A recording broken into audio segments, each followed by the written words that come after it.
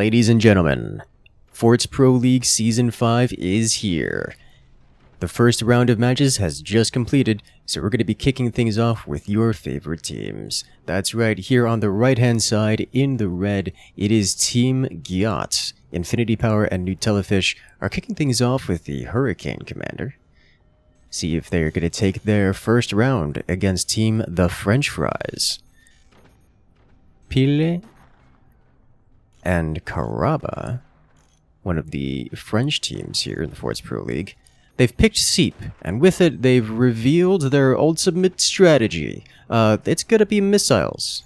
The question will only be, what flavor of missiles? Will it be swarm missiles into nukes? Will it be quad nukes? Will it be? It's gonna be nukes, nuke rush with support. We'll see what that's all about. Pile is here sniping out Infinity Power, not getting any real damage done. Unless you count emotional damage, that always counts as damage. Always a good experience for everyone involved. It's worth noting that everyone here is giving themselves a bit of a lean. We have seen this many a time, but I will explain it here for those who haven't followed the fort scene recently.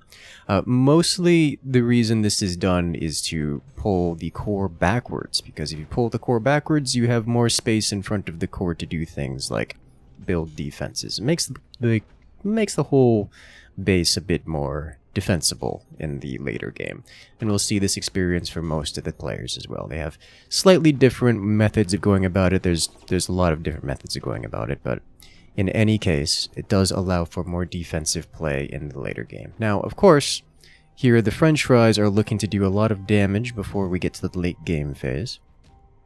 Usually the swarm missiles and nukes will try to impact before the proper heavy weapons come out into play. Oh wow, this is going to be full commitment.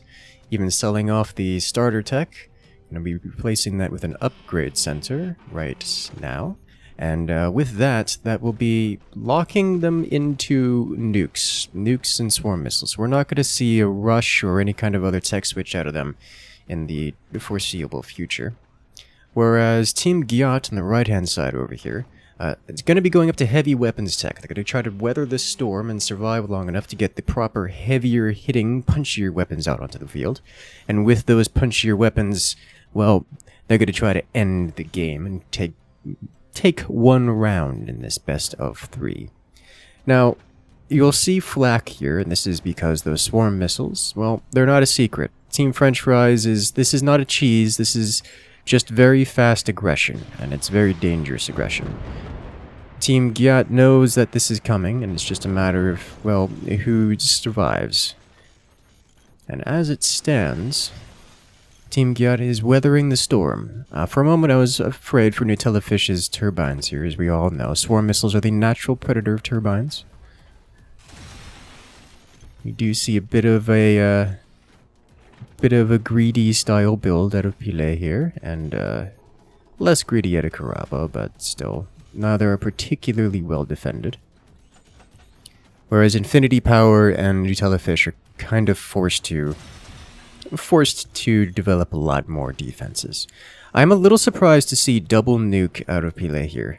However, Caraba's really got to step up the aggression in this stage of the game, or we're going to see Pile's nukes fail to do much. As it stands, we have 2 players on the right-hand side, Team Gyat, working together to clear the skies of all things nuke-shaped. And, well, Pile's teammate isn't assisting with the whole nuke thing, at least not yet. But that's not terribly surprising.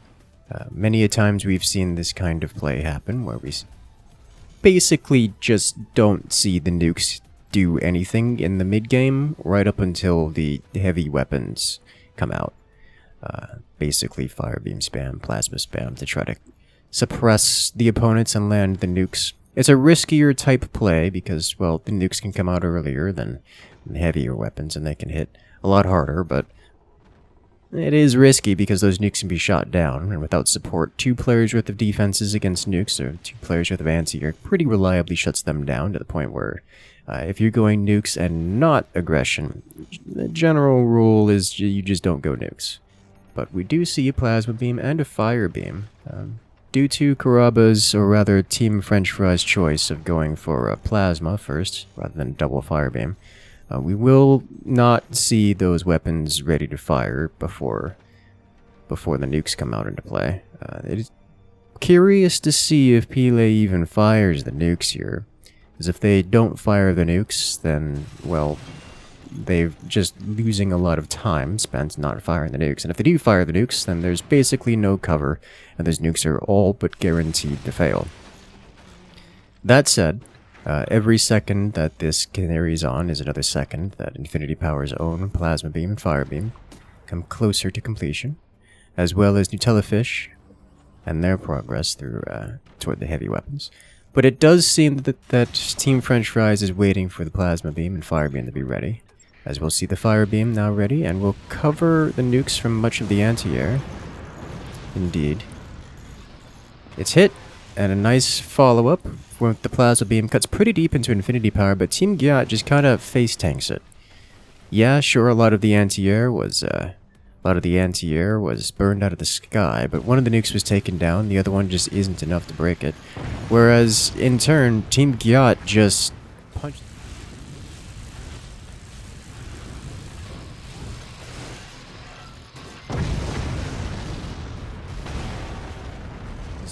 punches clean through. This is one of the risks. If you're going to spend a lot of time and resources spending, well, on not defenses so that you can get out your nukes and among other things, well, the consequence is you don't have enough armor to survive a lot of heavy weapons, and that's what Infinity Power had. Now, luckily for Infinity Power here, he recognized correctly that his defenses were insufficient to hold the line, sold off a lot of his internals, including the Plasma Beam, before it got taken out.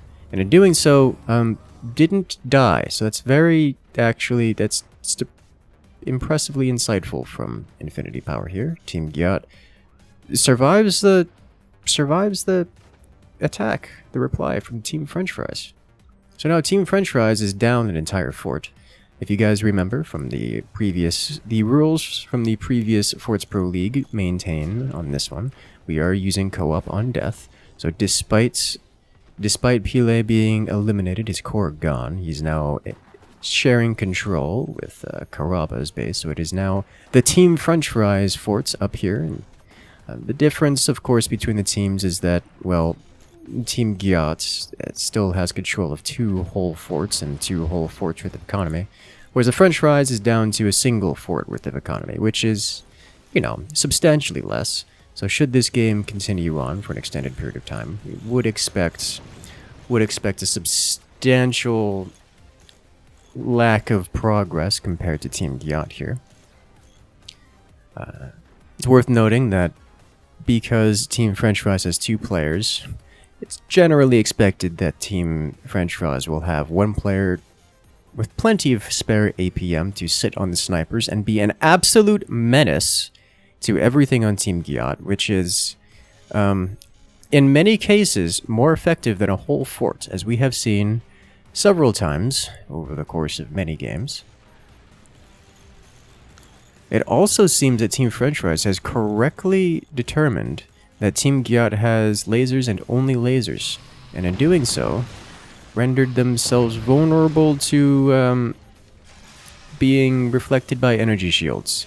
Team French Fries is near fully covered by energy shields. Their turbines are covered by energy shields, and their weapons are covered by energy shields, and their mines are covered by energy shields. There's not really many vulnerable points that Team Gyat can exploit here. We may have to see Gyat switch into a different technology. Team French Fries here is not fully protected against energy weapons, but it's pretty heavily protected. Look at that. A beautiful shot into the energy shield, perfectly reflecting the laser beam back from whence it came, and sniping Gyat's energy weapons again. First the fire beam, now the plasma. Look, Infinity Power is taking this opportunity to build another plasma, as the French Fries are taking this opportunity to build another energy shield. One of these things is more effective than the other in this case. Swing and a miss. Oh, door snipe. more than just a door snipe. That killed a plasma and several turbines. So the thing about energy shields, and why we don't see them all the time, is that they're expensive, both in metal and energy. Not only are they expensive in energy, but they have a constant energy upkeep. So if you build them, you don't get to fire your weapons anymore, or generally do things, at least until you build an incredible amount of turbines. So despite the French fries having this large base with all these turbines, the other team just has more power individually, like more power production individually, just because of how many energy shields are being operated here on the French fries side of the world. It looks like Gyat has already fielded an EMP capable of shutting down those energy shields, and when those energy shields shut down, well, the lasers can make it through. Oh, it hurts. You sniped your own EMP. Sadness. Oh, rip EMP. Good thing it can fire again in a moment. Or can it? One of the EMPs is knocked out by the fire beam. Looks like Nutellafish is building a second one. Rebuilding it, I should say. Probably should build a second one. Whereas Infinity Power is looking to just not die and work on getting some weapons of his own. I like this play from the French fries. Going mortars at this stage of the game sounds like a good plan to me. Mind you, once those mortars are revealed, the anti-air for Team Gyat's going to come back online. So they really desperately need to rely on the Alpha Strike here. They'll have about 2 volleys of mortars before those anti-air systems come online for Team Gyat. The question is, will the French fries be able to take advantage of that? Both bases for Team Gyat here would be vulnerable to a double cast of heavy mortars. So we could see a pretty hefty swing here if Team Gyat doesn't recognize this is on the way. Enough anti-air from the French fries keeps those EMPs and rockets knocked out of the sky. Until those rockets land, there's not going to be enough, damage capable. The energy shield coverage for Team French fries is too strong, and Gyat doesn't have non-energy weapons, so until those energy shields are shut down, the French fries is effectively immortal, and they're taking advantage of that by spending their money on mortars. Now, unfortunately for Team French fries, they don't have a lot of money, and with not a lot of money comes a lack of alacrity in your construction of mortars. Looks like Team Gyat finds a weak point in the defenses of French fries. Does some damage, but only superficial. Nothing critical was lost beyond some basic defenses, a sniper or two. The French fries... Oh! Now that hurts. There is an angle there that I did not see. I suspect the French fries did not see it either. But sniping out 3 mines from below, going beneath the defenses, managing to keep the French fries knocked down here, that's going to be a critical amount of damage. That took out about half the economy. A little less than half the economy of the French fries. So without that metal income, well, the French fries don't have the ability to quickly reconstruct things. But here we have it. The mortars are revealed. And there's not nearly enough anti-air on the board. Both mortar volleys make it. As the second volley comes in. How much damage will we see? A swing and a miss. Oh, massive damage. Direct hit on Nutellafish's core. Nutellafish down to 12%. Ooh. Beautiful anti-air from Nutellafish. Taking those mortars out using the plasma beam. And that bought just enough time for the machine gunners to come online. And with those machine gunners online, the free mortar shots are no longer a thing. As we see the machine gunners clearing the skies completely of all of those mortar rounds.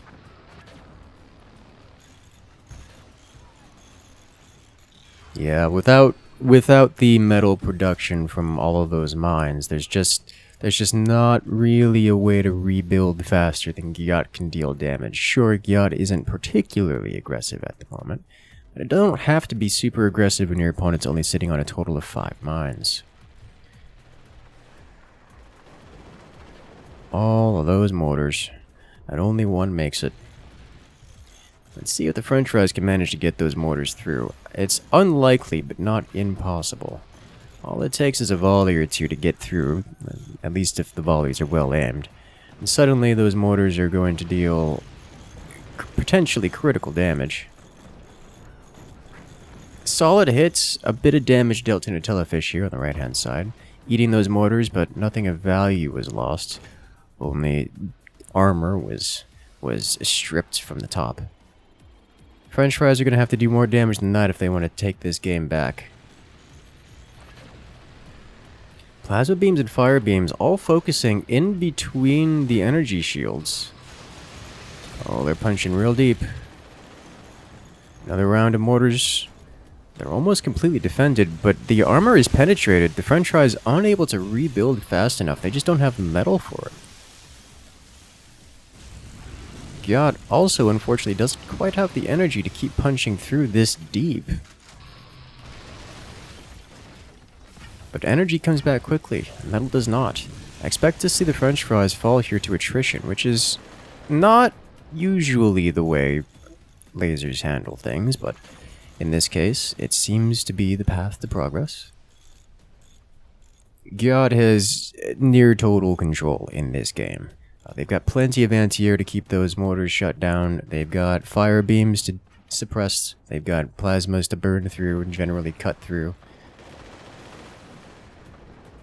Yeah, that's a complete shutdown of the mortars.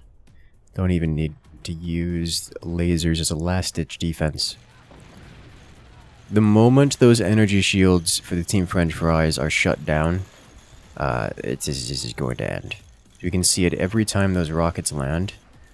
The focus fire from all of Giat into the same spot just overpens the French fries base and breaks something valuable.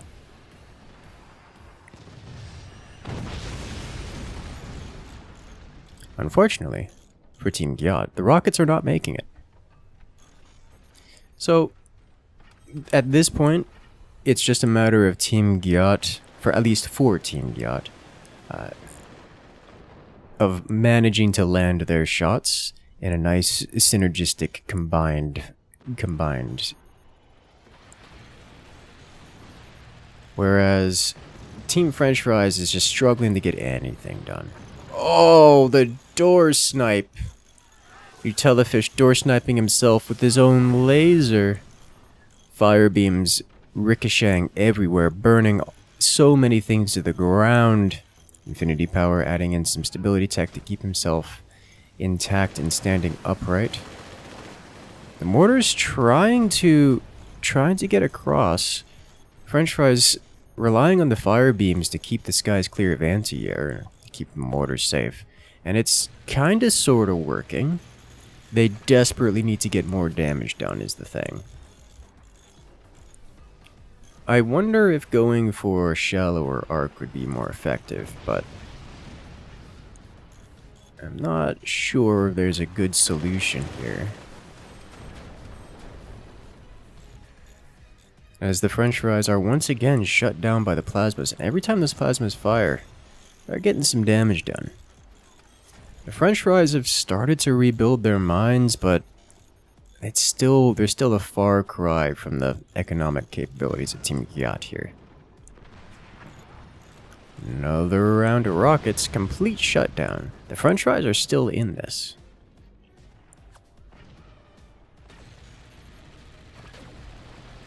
Plasma beam, fire beam cuts deep, but doesn't quite hit the core. And look at that. Mortars make it. Nutellafish loses most of his energy production. With most of his energy production broken, Nutellafish is going to have to reconstruct that. There's just no way to power all of these lasers without more energy. And, well, spending the time and resources to reconstruct your eco means that you're not firing your plasmas. Not with any swiftness. Oh, but every time Giat fires, it gets closer and closer to touching the core. And it'd only have to touch it a little bit. It's not enough. Look at those lasers. 3 more plasmas burning into the French fries' final remaining fort. It burns so deep. But there we have the French fries starting to claw back in this. They're constructing another mine that should successfully get them back up to a majority of their eco. They're not quite in the death spiral just yet. Yeah, Team Giat respecting the mortars a little more, developing even more anti-air. It looks like they're tired of getting hit by those mortars and having their components reset. They're also taking inspiration from the mortars, in that Infinity Firepower is adding mortars of his own. I like this. Generally speaking, I like the idea of swapping to mortars in the later game, or just cannons. Giat generally needed a tech switch to make this more reliable. While the rockets do work well against shields, developing tech that's more consistent is going to be a very effective strategy at disabling those shields. Mortars fit that bill. Cannons fit the bill best, but obviously cannons are a bit more of an investment than mortars. Nutellafish is indeed investing in that cannon investment.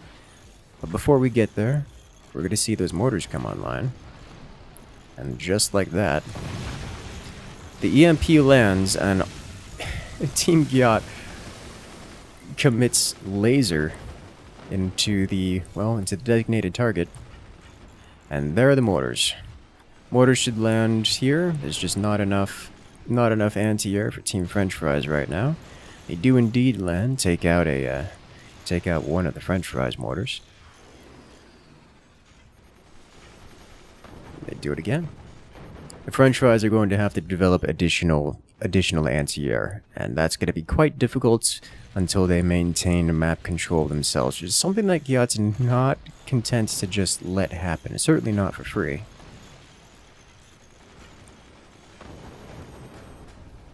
I would like to see a standard cannon come out for Team Giat. I think we're not going to see that for a minute. Another EMP doesn't make it. Oh, Lord have mercy. All of the mortars taken. They're all gone. Nutellafish destroying Infinity Power's mortars. Oh no. Yeah, those energy shields, they work real well against the whole laser beams thing. Looks like Nutellafish just sold off 3 laser beams. Likely to replace them with the cannon, I presume. Almost door sniping himself once again. Infinity Power did immediately reconstruct the mortars. Mind you, this has given the French fries time to build additional defenses, specifically additional anti-mortar defenses. It's also given them time to open up their mortars. So we could expect to see French fries firing a bit more mortar power at Team Giat. They're gonna have to deal with that. Oh, interesting. French fries selling off their several bits of their anti-air at an inconvenient time, but Team Giat still safe for the moment.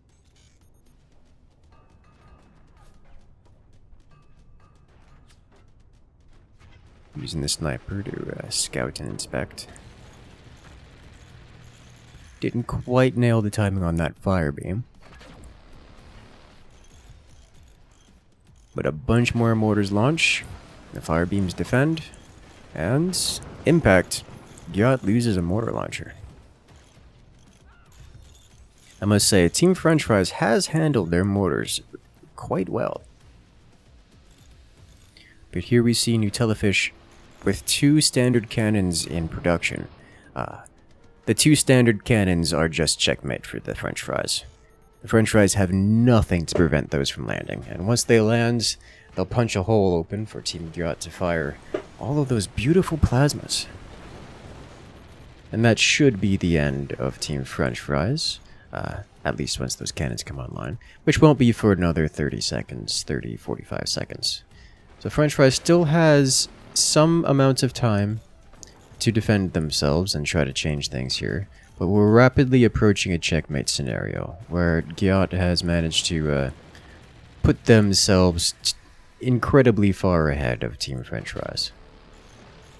Oh, another snipe of that Magna Beam. I'm not actually sure what the intent for the Magna Beam is supposed to be.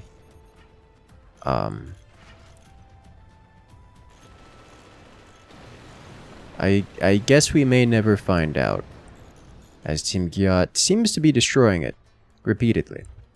The second cannon for Team Gyat is coming online, which means we should expect to see the French Fries getting pounded any second here.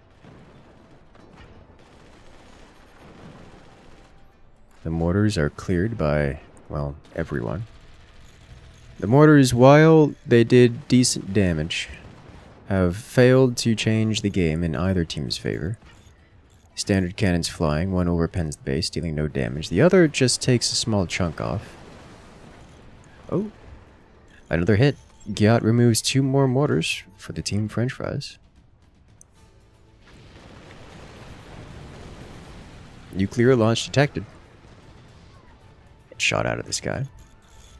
Let's see where these next pair of cannon rounds go. Ooh, French Fries taking another heavy hit.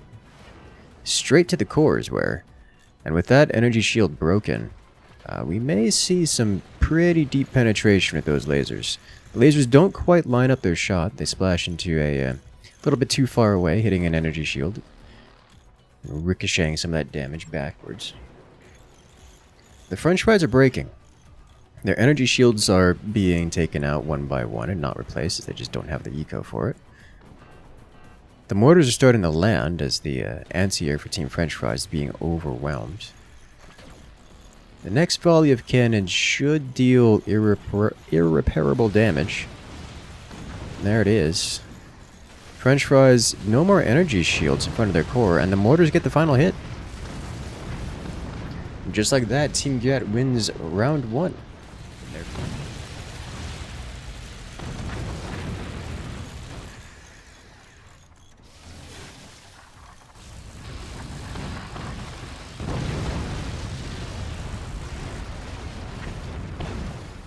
And we're off to round 2. The sides have been swapped, and some of the commanders have as well. Team Gyat, your favorite team so far.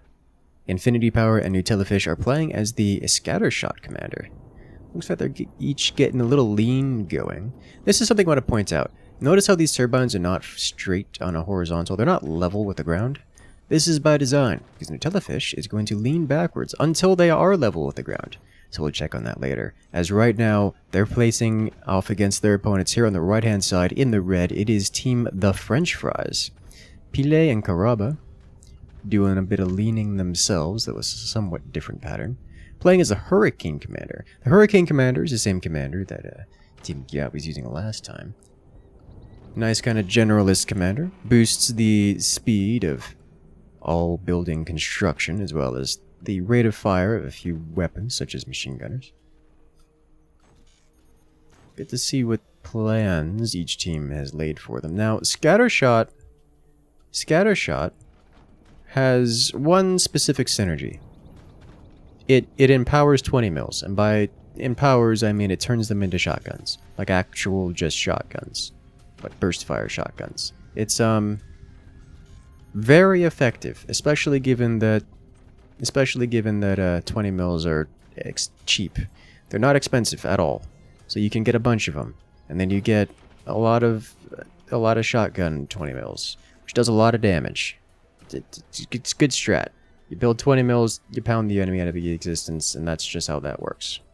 Now, we do see a little bit of early aggression out of Team the French Fries here, although both teams seem to be going with a generally later game style play. We're seeing cannons out of Pilet, and it's going to be shotguns out of Caraba here on the right-hand side.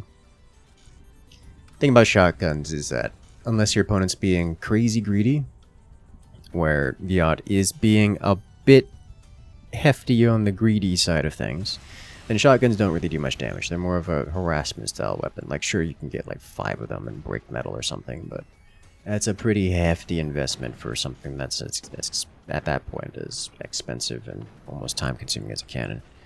We do see the shotguns getting involved. Team Gyat is responding to this by just building basic defenses. Defending their turbines, which is good. Shotguns also known predators of the whole turbine experience. Sandbags and energy shields are sufficient defenses to keep those shotguns permanently locked down. Gyat knows this and immediately constructs these things. Interesting. We do see two very greedily placed 20 mils for Team French Fries. Pile in the lower fort. I mean, it's technically a weapons platform, but sacrificing defenses to do so. There's a single shred of metal between Pile and defeat right now. But those 20s are coming online, and they're coming online at the 4-minute mark. And the 4-minute mark is a lot faster than most players are expecting to get cannons. Like, for reference here, Nutellafish, who's been less greedy with their positionings and such, it's only halfway done with their first 20 mil. So that's going to be ready at about 4:45, a whole, 45 seconds after Pile's cannons are ready. So Pile is going to get the first shot here. And with that first shot, he's going to be able to activate his commander ability. The Hurricane commander ability halves the reload time of their weaponry, so French Fries are going to get to fire their weapons and then fire their weapons a second time, at least after a few seconds. That will potentially cause some major problems for Team Gyat here.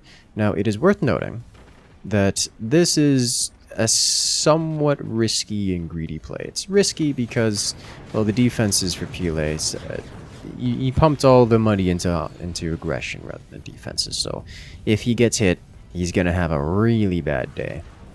And here comes the reply. French Fries taking the hit. The shotgun 20 mils coming out to play, and that's it. No major damage dealt. That's the end of that. Pile is selling off a whole 20 mil already. Swapping that out for a standard cannon here at now. You can do it. You can do it. Oh no, you're floating. Stop it. Don't do it. Thank you. Oh. Oh! He went howitzer. Okay. I like this idea. Howitzer, the cannon's bigger brother, bit more expensive, but does a lot more damage. Does of course run the risk of well, being shot down, which is especially true if you're facing 20 mils. But if he can land the shot, it can deal absolutely devastating damage, especially when followed up with something with a little bit more armor pen, say for example a standard cannon. Karaba just becoming team tank, being focused by both players for Team Gyat. That's just ate a whole volley of 4 20 mils, which is a lot of 20 mils to have to deal with. Looks like they're gonna keep doing that. So Karaba for Team French Fries is just tanking, just sandbagging, going with the whole beachfront property kind of experience. Are we going to see a standard cannon for Pile here? A second howitzer. Why am I surprised? I shouldn't be surprised. Pile getting real risky with this, but the damage it can deal is insane, and could potentially just end the game outright when both of those are ready to fire. On the other side, Team Gyat needs to charge their commander ability before they can get the shotgun experience going again. And the only way to do that is fire your 20 mils, or just take all the damage directly. It is worth noting that energy shields bounce 20 mil rounds, as we see here. And yes, 20 mil rounds still do their full damage when they bounce. So the energy shield here does defend Karaba's cannon. Does not prevent him from paying the repair bill from, well, eating that shot. But Karaba, designated team tank, will survive, as the 20 mils fly directly into Pile here. Are they aiming down or directly across? Okay, so they're splitting their damage this time. which is not terribly uncommon at this stage. Typically, you just splash your damage all over the place as much as you can to suppress everyone, and then once you have the commander ability active, you burn all into the same target to penetrate deep with your 20mm shotguns. It's kind of really effective strat. Nutellafish going with a standard cannon, looks like.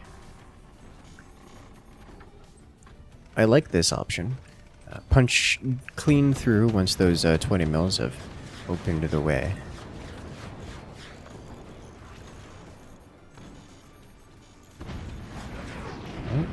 Surprise howitzer! Boom. Does it all crunch? It does. And just like that, Team Gyat takes massive damage.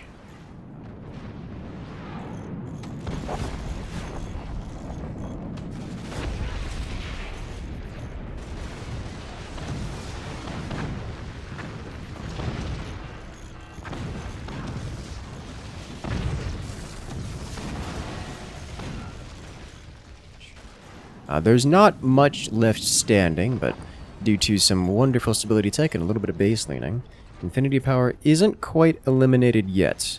Still has all of his mines and a turbine, so he's able to survive, but it looks like he's going to give up here. And in doing so, he will join Nutellafish to form Team Gyat, the single base, which will immediately be obliterated by a second helping of double howitzer, which is not ideal for Team Gyat.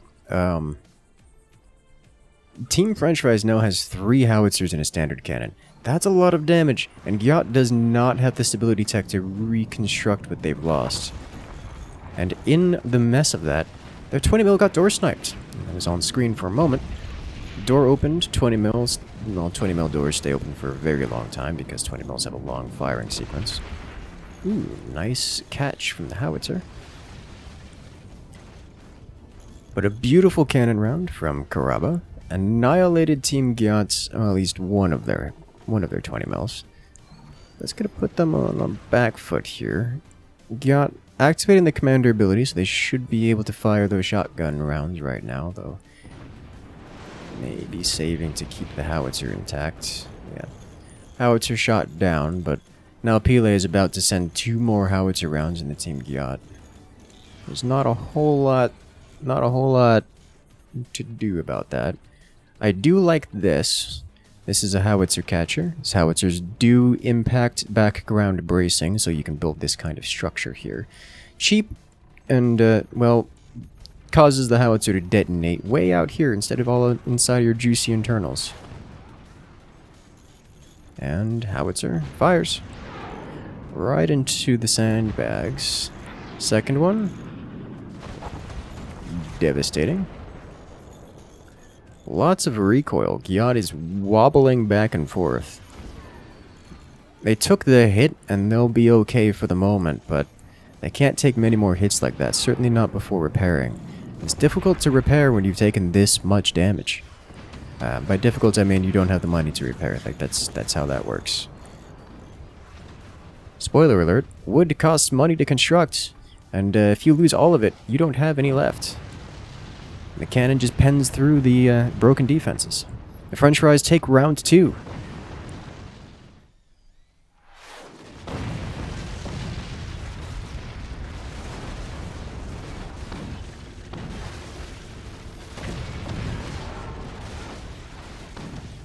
And we're off to round 3, ladies and gentlemen. Team French Fries here on the left-hand side. Pele and Kuraba are playing as the Overdrive Commander. In this mirror match, your favorites, Team Gyat, also playing as the Overdrive Commander. Well, you guys wanted exciting matches? You've got it. Season 5 of the Forts Pro League kicking off pretty hard, it would seem, as Team Gyat struggling to close it out here against the French Fries. Let's see who comes out on top here. So Overdrive is an interesting commander, in that it's not a very interesting commander. Its whole gimmick is that it upgrades things, but upgrades are general purpose. Like almost everything can be upgraded. So it's just a nice little on top, and that's what makes it fun. Like, the most interesting thing about Overdrive is that you can get an upgrade center instead of the standard tier 1 tech. That's the biggest thing. Everything else is some upgrade focus, something like you can upgrade faster, slightly faster, or when you activate your commander ability you get extra income. So it makes it a strong commander, makes it a thematically interesting commander, but you're not going to get some wild strategies out of it. You're not going to get shotgun 20 mils, or depleted uranium cannon shells, or something like that. It is very simple, eco-ish focused, and tends to get used for everything. Sometimes it's an aggressive play because, oh yes, I got quick and early rockets that upgrade twice as fast, and now I'm slamming you in the face with the rockets, and I've got a little extra eco to help supply this. Sometimes it's, I'm just going to get the most eco in the game because I'm going to eco real quick, upgrade everything real quick, and that's that. Sometimes it's a nuke rush. Who knows? It goes well with pretty much everything, but isn't crazy at it. And so this will come down to what I imagine is likely to be some kind of attrition war, as we already have Pele going hard in the upgrades. Look at that. Even going with the... Oh, this is interesting. So, this is a position and strategy we see every so often. This reeks of portal nukes. Generally speaking, how this is played is they're just not going to be aggressive for a while. You might see a sniper or some kind of other harassment weapon to help. But they go super late game. A lot of eco, full upgrades and everything, a lot of turbines, and then they eventually get like 4 swarm missile launchers here and upgrade 2 or 3 of them the nukes. This takes a while, and because it relies on portals, it's also silly levels of expensive. So it takes even longer, which means we're not going to see a whole lot of aggression out of the French fries here for an extended period of time. And for similar reasons, well, Karaba up here is going for the laser tech. Now, on the other side, Team Giat, he's got different plans. As we can see it, your favorite team is going cannons, and a lot of cannons. And I like cannons. Cannons make me happy. Cannons are good. Cannons are great. And they can't really be stopped by anything. Their whole gimmick is that they deal damage. That's it. That's their gimmick. They deal damage, and they sound amazing when they slam into your opponent's forts. That's what makes them good. But we are seeing, similar to the French fries, a hefty development into upgrades. Interesting that they're selling the upgrade center down here. Does give them a quick boost in funding that you can use to plant their first cannon, but of course means that there'll be no more upgrades. Upgrades at this point, once you have all your mines upgraded, are of course only really good for energy production, and as it stands, it is always more efficient to build more turbines than it is to upgrade existing ones. Of course, that can be mechanically difficult to do if you don't have the space for it. This map is one of those maps where you do have the space for it, because you can build your turbine platform way back over here and just expand down to all of this massive space, which largely doesn't need to be defended because it's directly behind your core, and, well, you're going to defend your core anyways, so those turbines are generally safe. Oh, dude. I get nervous every time I see this, because he's replacing a huge quantity of defenses in front of the core for an easier weapon placement, and a cheaper weapon placement, which does work. We've seen it many times. It's just risky, and if someone's going for like a timing attack with fire beams, you just lose. If someone door snipes you, you just lose. And as we've seen many times, door snipes are a thing, a very real thing. They do a lot of damage, especially when they go directly to your core. So we'll get to see how this plays out. Of course, the benefits of putting your cannon there is you don't have to pay as much. You have decent defenses in front of the cannon. You don't have to double defend the cannon and the core, which means you more efficient defenses, as it were. You just really desperately hope that you don't get hit. Because you have to rely on those defenses, things are going to go sideways real quick. But now we have Pele firing the first volley. Swarm missile to cover, double nuke launching, and both shut down. That is kind of surprising to me. Yes, Giat did know that this was coming. This was not a surprise strategy. But there wasn't a whole lot of anti-air. And well, they managed to get it. Very well done, Team Giat. It is worth noting that the French fries do not have the energy production to sustain this kind of firepower. Pele here completely unable to fire again and will remain so for quite a while. He's even made it a point to sell off one of those portals and shut off the other because he knows full well he can't fire those again. He's relying on increased batteries storage to just bank up a lot of energy over an extended period of time and then fire once and then repeat the process. But until he gets additional energy production, I can expect to not see those nukes fired realistically for a while. Whereas on the other side, Team Gyat is fully prepared to engage. First howitzer has fired, as have the cannons, and just like that, there's core damage. Remember, cannons can't be fully mitigated. Unless they go through a portal's return to sender type experience, the cannons are going to impact, they are going to deal damage, they are going to splash damage, and they are going to penetrate something. Which makes them extremely good at the war of attrition. Because, well, every time they fire, they're causing a repair bill for their opponents. Generally speaking, you want to either merge all your cannons to penetrate as deep as you can, hopefully hitting that crit spot and taking out something important, or just slamming directly into their most well-defended place and to force them to, you know, pay repairs for their armor and their other expensive goodies. If you shoot and take out one energy shield, that's usually like 200 metal worth of energy shield destroyed, which is awesome. Similarly, you shoot, you hit their doors, that's another like 250 metal destroyed per door, which is wonderfully expensive if you're the cannon guy. Looks like Pile's got... Oh, that was close, but he does make it. This is something we haven't seen in a hot minute, and by that I mean since the last Forts Pro League stream. Make sure to check out the Forts Pro League streams and general Forts content coming out every single Wednesday. But this is meant to adjust the firing arcs of the swarm missiles. Mechanically, missiles of this kind will fly until they have a clear, unobstructed path to the opponents.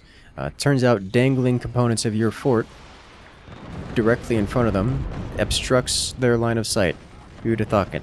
And that causes the missiles to fly all the way down here before going up toward their opponents. Now, oh, infinity power getting blasted. Another greedy cannon position in front of the mines just takes it. Look at that. All three cannons fired into the same position, penetrating very deep and taking out a plasma beam through the doors. Now, getting back to what I was saying, the reason Pile had these missiles placed in this location, or at least this base extrusion, this dangle, is because missiles from below are harder to shoot down. Unsurprisingly, I guess if you've played a lot it's unsurprising, but most anti-air are oriented upwards. That is to say, they naturally have a firing arc that biases towards the sky, towards the, you know, the air. So if you have missiles that come from below, then a lot of the anti-air will just not be able to fire at it, or at least have a worse chance of hitting it. So generally speaking, you want to convince your missiles from attacking from below, like some kind of submersible torpedoes from the depths. So we see that's what's going on here, and it does help. It does help a lot. And the nukes land. The Telefish taking a lot of damage. That's not the kind of hit he can keep tanking. Doesn't lose anything of great import. Just a couple machine gunners. No weapons, no heavy metal or anything of the sort. But the sheer radius of that splash from those nukes, and just the quantity of damage, just the raw damage values applied to that fort, means that the repair bill is extensive. You cannot keep taking hits like that. And this is what anti-air exists for. We're shutting that down so it doesn't happen again. Howitzer fires, got shut down. With the nukes, one makes it, a pretty heavy hit, manages to stay alive, doesn't quite manage to recover the cannon before it drops into the void. But infinity power is just getting bashed here. Those cannon emplacements in front of their core hasn't gotten incredibly punished for it, but One of the other consequences of having such a small, tightly packed base is that there's nowhere to splash your damage around. You only have 1 or 2 points to hit. You're either defending your mines or you're defending your core. And if the opponents can only hit one spot, they're going to hit it. And they're hitting it real hard. And Infinity Power doesn't have a choice but to, well, accept that it's getting hit. All that expensive metal has to be replaced, or else he just loses because he's defending his core. And he can't just replace it with all wood because the cannon's there. Well, fortunately for Infinity Power and Team Gyat, the cannon is no longer there, which, you know, has an up and a downside. Of course, Infinity Power no longer has a cannon, so that's well, that much less DPS. But because the cannon is no longer there, it can safely be replaced with a lot of wooden structure and more efficiently defended. As we have an array of cannons coming out from Nutellafish. Infinity Power may be Team Tank once again, but Nutellafish, he's got a lot of DPS, and he's letting the French fries know about it. He's got enough DPS that he's pulled aggro. The French fries firing the nukes up top. A huge hit. Look at all of those. Look at all those damage struts. Every single one of those is hefty to repair. Oh, Lord have mercy, for the French fries are not. Buzzsaws everywhere. Snipers picking away. The nukes just doing a lot of damage. And Nutellafish forced to sell off 2 of his cannons. Oh, wow. The howitzer taking out both nukes. You don't see howitzer anti-air every day, but they need it. Gyat is on the back foot. The nukes, they're doing the damage they need to. And the lasers are, well, picking up the slack from punching through where the nukes soften.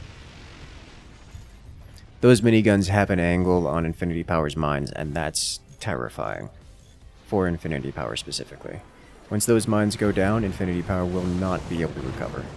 But he may not have to, as Team Gyat still has 4 cannons. Nutellafish taking out another fire beam. Karaba just can't handle the amount of incoming damage. It's just 4 cannons is so much damage. Yeah, sure, Karaba's got max mines, all upgraded, and they have the commander ability keeping up with some of the repair costs.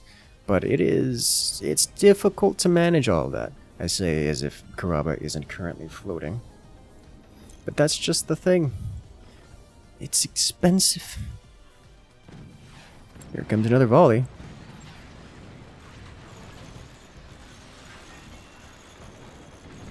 The cannons fire, Karaba just tanks it, and the nukes fly across. A heavy hit. But there's not a whole lot of follow-up here. Just the sheer quantity of cannons that have slammed into the French fries have prevented the heavier punching weapons like the plasmas from existing entirely. And so Infinity Power just rebuilds his defenses as another volley of cannons swings across the board. Doesn't quite manage to get them all into the same component this time, so Karaba doesn't get penetrated all the way, but he loses a lot in that. Several pieces of metal, a couple pieces of metal have fallen, and so Karaba is now weaker and more vulnerable to that cannon follow-up than he was before. Well, Karaba's taken this opportunity to reconstruct the metal. See how long that lasts. Oh! Deep penetration. Karaba loses multiple turbines and a tech. The cannon's finding purchase. Infinity Power is just straight up using that howitzer as anti-air. He sees the nukes, he shoots the howitzer at the nukes, and tries to get them shut down. It worked again! Looks like the French fries are no longer relying on swarm missiles. They said, hey, you're going to shut this down? We're going to launch even more nukes at you. I approve of this decision. Pile up to 500 energy per second, which is a lot of energy per second, and with that energy per second comes the ability to fire multiple nukes rapidly. Nuke lands. Infinity Power survives. His core. Everything around his core took damage, but his core itself did not take damage. I don't know how that happened. but this is the world in which we live. Look at this. So little map control coming out of Team Giat right now. The French fries are just putting him in a corner and bashing him. Multiple exposed weapons, laser beams from the French fries. But Nutella Fish going up to 6 cannons. Currently has 5. Uh-oh. Triple nuke. And he's gone.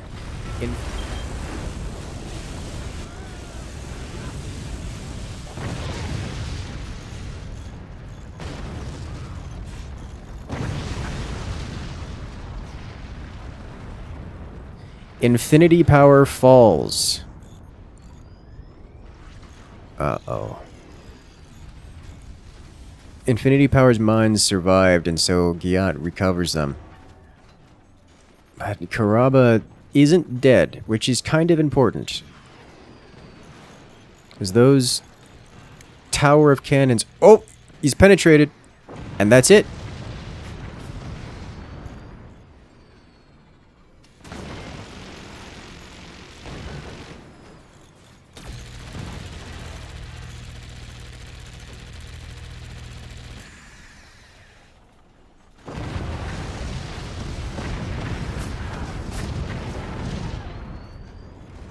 Karaba falls.